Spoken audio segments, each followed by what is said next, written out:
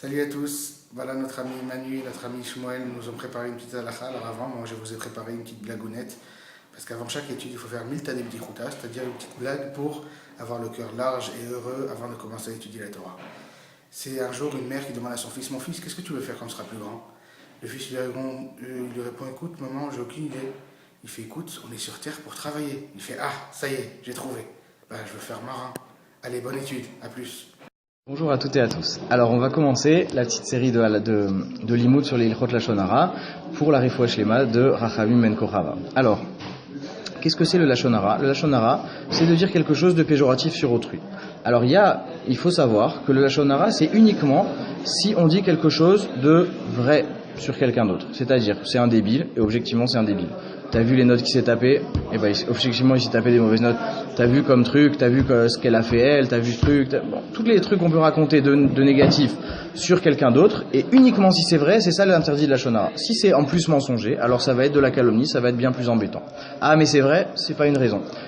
Donc le Lashon Hara, c'est de dire des choses qui sont vraies et péjoratives. Et alors voilà, à propos de ça, donc on va essayer de comprendre un petit enseignement juste de nos Chachamim.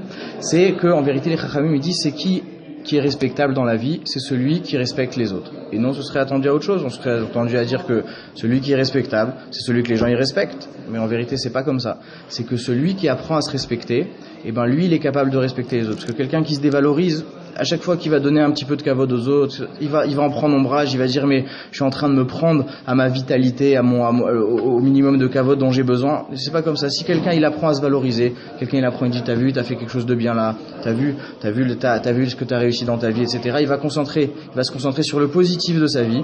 Et facilement, très rapidement, il va commencer à être capable de respecter les autres. Et ça va moins le déranger de respecter les autres. Et réciproquement, plus on va apprendre à se respecter, plus on va apprendre à se valoriser, plus on va apprendre à voir le bien qu'il y a dans nos actes, moins on va avoir besoin de se focaliser sur les problèmes des autres. Et Bezrat Hashem, ce qu'on se souhaite tous. Allez, Kol Touv, à bientôt, à demain. La halakha du jour. Est-il permis de s'asseoir sur la chaise de son père ou de sa mère? Si le père et la mère ont un endroit fixe ou une chaise fixe sur laquelle ils ont l'habitude de s'asseoir, il sera interdit, comme le mentionne le Shulchan Aruch, du fait qu'il faut craindre son père ou sa mère. Cependant, si le père ou la mère s'en fiche que les enfants s'assoient sur leur propre place, les parents pourront renoncer à leur propre respect. À bientôt.